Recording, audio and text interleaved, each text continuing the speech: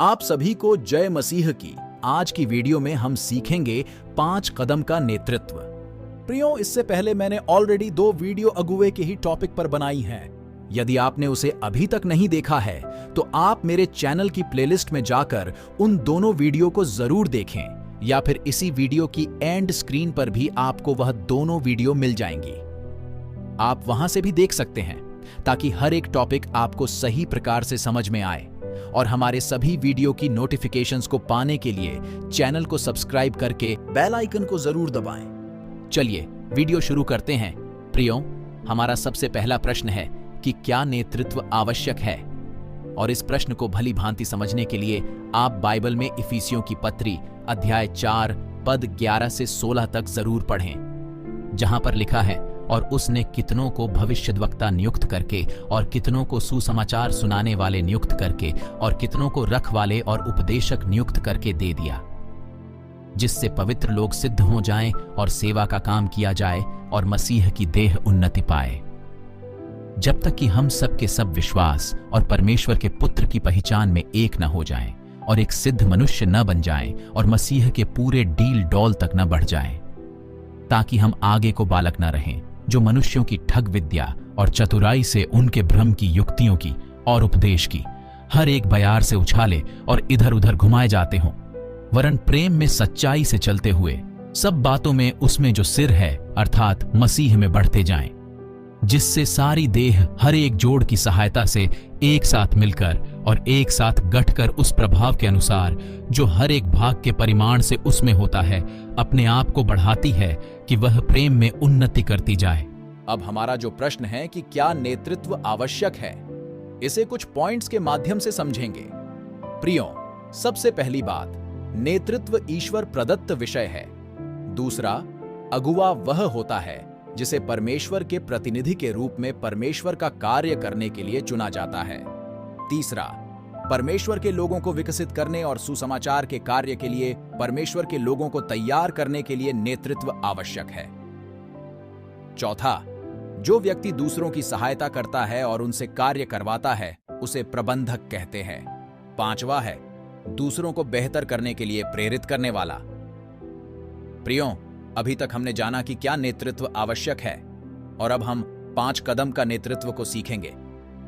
इसका पहला पॉइंट है कि पहले पद पर बने रहने के लिए क्या करना चाहिए, अर्थात पदानुसार अगुवा बने रहने के लिए क्या करना चाहिए। प्रियो, पद के आधार पर जो जिम्मेवार बन गए हैं उन्हें स्थायी नहीं मानना चाहिए।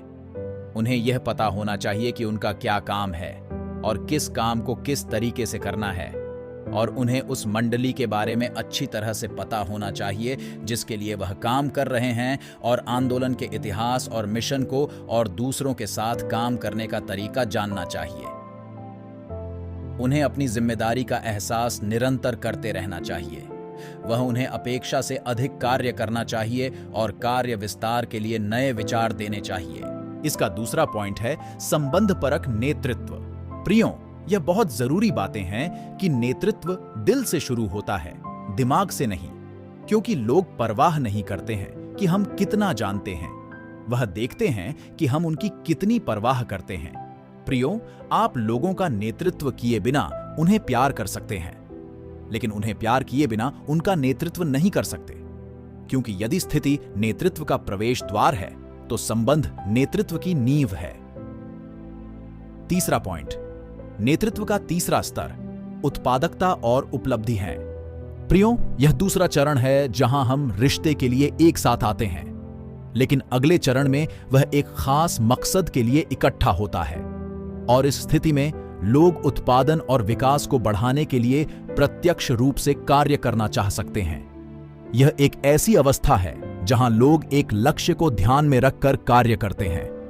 हमें अपनी क्षमता के साथ काम करना चाहिए, और हम जिस चर्च या आंदोलन से संबंधित है उसके विकास के लिए परिणाम भी दिखाना चाहिए। अब हम देखेंगे नेतृत्व का चौथा स्तर।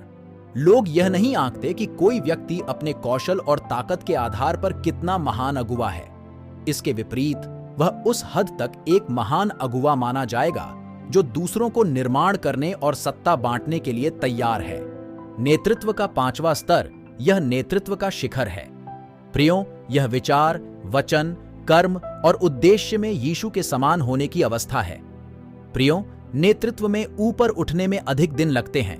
हम जितने ऊंचे उठते हैं, हमें और हमारे पीछे चलने वालों को उतने ही अधिक समर्पण की आवश्यकता होती है।